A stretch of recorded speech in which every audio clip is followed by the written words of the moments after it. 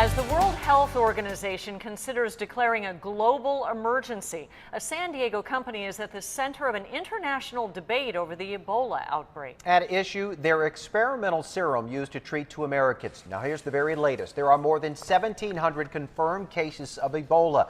932 people have died, and now the disease has spread to Nigeria, Africa's most populous country, where there are at least 9 cases. There are also fears that someone in Saudi Arabia may also be infected. Meanwhile, across the ocean, there is growing outrage over the locally made serum being used to treat 2 Americans. 10 News was first to report about the serum developed in Sorrento Valley. Reporter Michael Chen is joining us now. And Michael, the possible success of this serum is starting a debate about who should get it. Yeah, a big debate. In the Washington Post today, this provocative headline: why do 2 white Americans get the Ebola serum while hundreds of Africans die? A question posed amid increasing global attention and frustration over a locally developed treatment. I thought it would work. I would take it myself. At the Scripps Research Institute, Erica Ullman-Sapphire and her team are part of a 7-country initiative that developed a serum.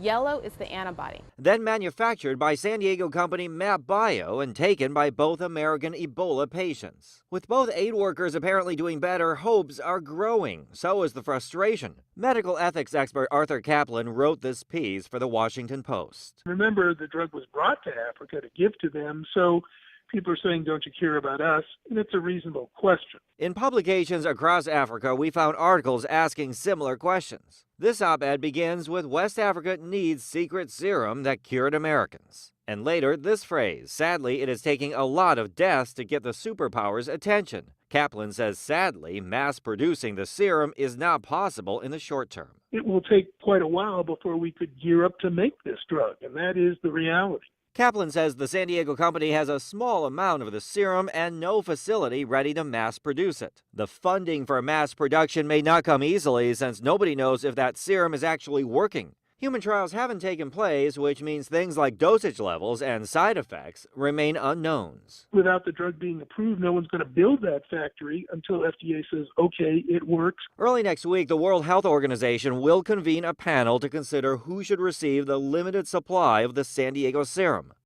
So far, more than 930 Ebola deaths have been reported, nearly all of them in West Africa. And as for the question posed by that newspaper, Kaplan says an agreement for the serum was struck between the group sponsoring the aid workers and the San Diego company MapBio. It is unclear how much, if any, money was paid out. Michael Chen, 10 News.